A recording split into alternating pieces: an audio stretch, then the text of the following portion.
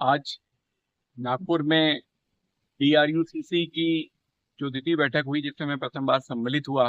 इस मौके पे मैंने यहाँ पे बालाघाट जिले और विशेष तौर पे कटंगी और कुछ वारासिनी की समस्याओं के ऊपर वहाँ पे DRM महोदय और सभी का ध्यान आकर्षण कराया।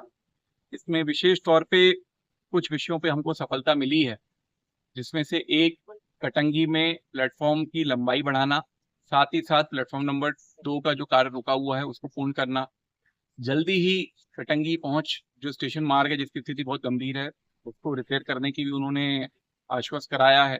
साथ ही साथ तिरोड़ी का जो ROB है जो थोड़ा साइड में है और मैं समझता हूँ जिसमें अंधेरा रहता है, रात में एक्सीडेंट की भी गुंजाइश होती है, तो हमने ध्यान आकर्षण करा के उनसे निवेदन किया है कि इसमें स्ट्रीट लाइट लगाई जाए ताकि दुर्घटनाओं की संभावनाओं को कम किया जा सके।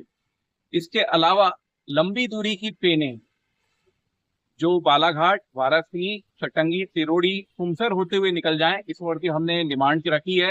विशेष तौर पे गोंदिया से लेके इंदौर तक की एक ट्रेन, और साथ ही साथ जो वर्तमान में एक ट्रेन संचालित होने वाली है उसका भी रूट जो है गोंदिया होते हुए ना करते हुए बालाघाट से वाराणसी कटंगी किया जाए, ऐसा हमने निवेदन किया है। इसके अलावा निश्चित तौर पे उन्होंने हमें आश्वस्त कर दिया है कि वाराणसी में भी जो प्लेटफॉर्म की लंबाई को लेकर विषय है उसको हम निराकृत करेंगे, उसको हमने अपने एक एजेंडे में रखा था। साथ ही साथ बालाघाट से हमारे साथ में सुदीप जैन जी भैया और अन्य लोग जुड़े थे, तो बालाघाट रेलवे स्टेशन की भी विभिन्न मूलभूत सुविधाओं के ऊपर DRM महोदय और सीनियर DCM का हमसे अपने ध्यान आकर्षित कराया है, और आने वाले समय में हमें निश्चित तौर पे उसमें सफलता प्राप्त होगी।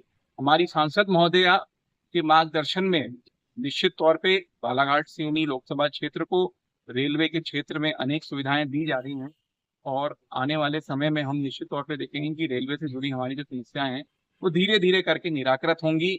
जो समय पे ना चलने वाली ट्रेनों को लेके भी एक लंबे समय हमने चर्चा की। साथ ही साथ जो अंडरपास बने हुए हैं वहां पे पानी जमा होने से होने वाली कठिनाइयों को लेकर चर्चा की। इन सब विषयों पे चर्चा करते हुए निराकरण का विश्वास दिलाया गया है, और हमें विश्वास है कि निराकरण होगा। इसके अलावा सभी मध्य प्रदेश, छत्तीसगढ़ और महाराष्ट्र से आए हुए सभी लोगों ने अपने अपने विषय रखे, उन सब पे चर्चा हुई, हम सब ने उसमें अपना मत रखा। कुल मिला के एक अच्छी सार्थक बैठक है ऐसा हमको विश्वास है। और ROB से भी जुड़े हुए मुद्दों पर भी चर्चा हुई, उसका भी निराकरण करने के लिए जल्दी ही टीम आएगी। निश्चित तौर पे भारत सरकार माननीय मोदी जी के मार्गदर्शन में, हमारे रेल मंत्री जी के मार्गदर्शन में, हमारी सांसद महोदया के मार्गदर्शन में बालाघाट सिवनी क्षेत्र में एक अच्छा कार्य होगा, ऐसे हम काम।